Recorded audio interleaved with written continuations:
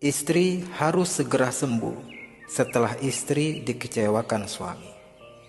Jika istri tidak segera sembuh, maka istri akan mengalami PTSD, yaitu Post Traumatic Stress Disorder, atau gangguan stres pada istri pasca trauma dikecewakan suami.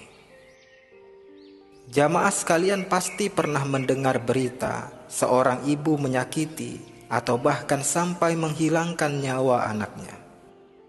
Ini adalah dampak dari bahayanya PTSD yang dialami seorang istri.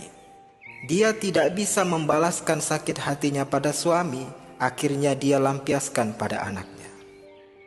Karena di antara PTSD ini bisa mengakibatkan emosi istri tidak stabil, istri merasa tidak berdaya dan merasa hancur. Istri sering mengingat rasa kecewa yang diperbuat suami. Istri kebingungan dan disorientasi. Bahkan istri merasa perasaannya mati rasa sehingga adanya keinginan istri untuk membalas dendam. Atau kalau istri tidak bisa balas dendam, maka ada yang akhirnya istri lampiaskan kepada anaknya. Maka poinnya jamaah sekalian adalah istri harus sembuh dari PTSD ini. Dan suami harus terlibat aktif menyembuhkan istrinya. Suami tidak boleh membiarkan istrinya sendirian berjuang menyembuhkan diri dari PTSD. Sungguh suami berdosa apabila membiarkan istrinya berjuang sendirian untuk sembuh. Tetapi memang ada sebagian suami yang kurang peduli dengan istrinya. Si suami sudah capek duluan, padahal si suami baru sebentar saja berjuang mendampingi istri untuk sembuh. Lalu bagaimana cara istri agar bisa sembuh sendirian? Maka wahai para istri, ingatlah penegasan Allah Subhanahu wa Ta'ala dalam surat Al-Zalzalah ayat 7 dan 8. Siapa yang mengerjakan kebaikan, meskipun kebaikan itu sekecil debu, niscaya dia akan menerima balasan kebaikan. Dan siapa yang melakukan kejahatan meskipun kejahatan itu sekecil debu, niscaya dia akan menerima balasannya. Perbuatan mengecewakan istri, semisal selingkuh, bukanlah kejahatan sekecil debu, maka balasannya pun tidak akan sekecil debu. Percaya akan adanya balasan dari Allah adalah bagian dari percaya kepada Allah. Ini adalah rukun iman.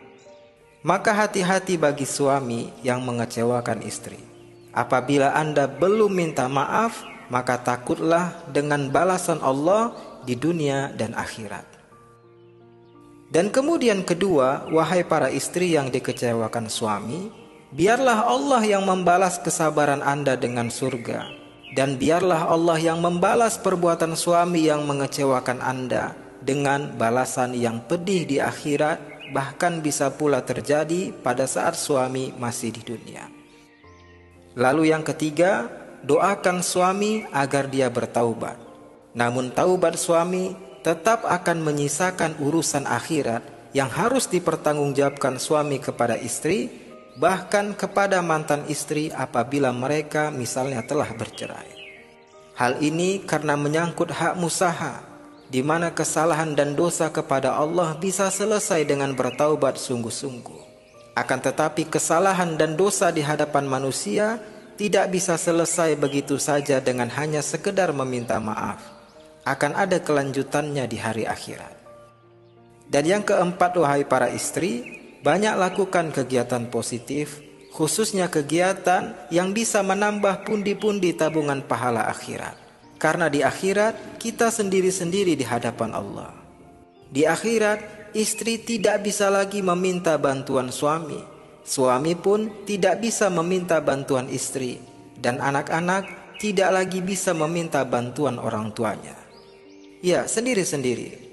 Maka wahai para istri yang dikecewakan suami, maksimalkanlah hidup di dunia sementara ini dengan amal ibadah. Sehingga situasi sakit bukan menjadikan Anda lemah, melainkan situasi sakit dan kekecewaan menjadikan Anda bersemangat meraih pahala sabar dan sekaligus meraih pahala amal kebaikan.